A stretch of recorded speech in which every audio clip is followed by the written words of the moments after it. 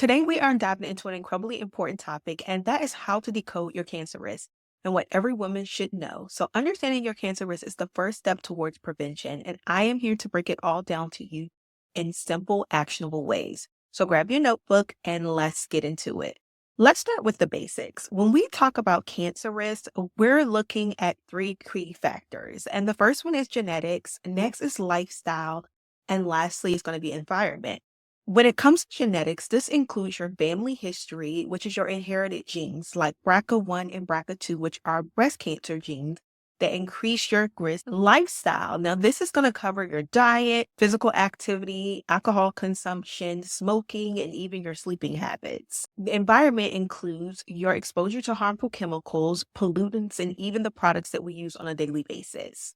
The good news is, while we can't control our genes, we do have control over our lifestyle and our environmental factors, which play a significant role in reducing your risk. One of the first steps in decoding cancer risk is understanding family history. Some of the questions that you want to ask to uncover your family history and to understand your family history is, did any of my close relatives have cancer? What type of cancer? And at what age were they diagnosed? For example, if your mother or your sister was diagnosed with breast cancer before the age of 50, your risk is going to be higher.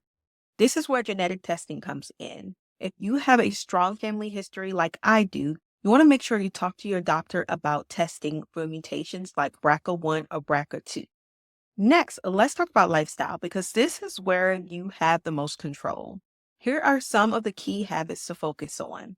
Number one, you want to make sure you're maintaining a healthy weight. So, obesity increases your risk for several cancers, including breast and colon cancer.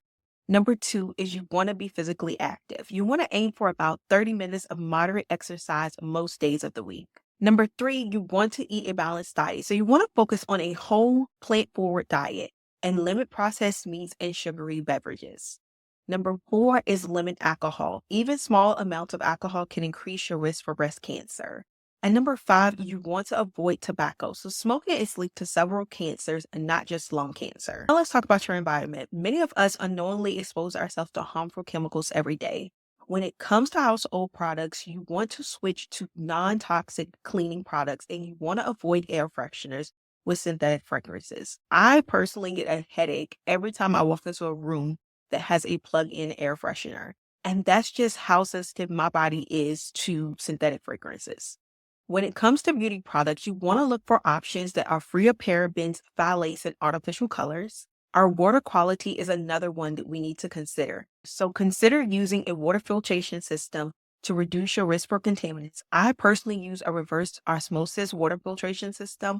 And you also want to make sure you are skipping the plastic water bottles. One of the most toxic places in our homes is our kitchen. So I've written a 21-page e-guide that will help you uncover and replace toxins within your kitchen. I will link it in the description of this video. Remember, every small change can help reduce your exposure to toxins that could potentially increase your risk for cancer. Next is early detection because this is your best defense. So staying up to date with regular screenings can catch cancer in its early stages. And when it's caught in its early stages, it is the most treatable. Here is a quick guide for screenings. Breast cancer screenings, such as mammograms, begin at the age of 40 or earlier if you're high risk. If you are someone who prefers not to get a mammogram, you can request a MRI or an ultrasound to be performed by your doctor. To check for cervical cancer, pap smears are recommended every 3 years starting at the age of 21 or earlier if advised by your doctor. Colon cancer screenings start at the age of 45 or earlier if you have a family history of colon cancer. You want to make sure you're talking to your doctor about what's right for you based on your age and on your family history. Here's something many people don't know, which is chronic stress can weaken your immune system and it can contribute to chronic inflammation. So while stress doesn't cause cancer, it can make your body more vulnerable. I've had clients of mine tell me that they know that their cancer was caused by stress.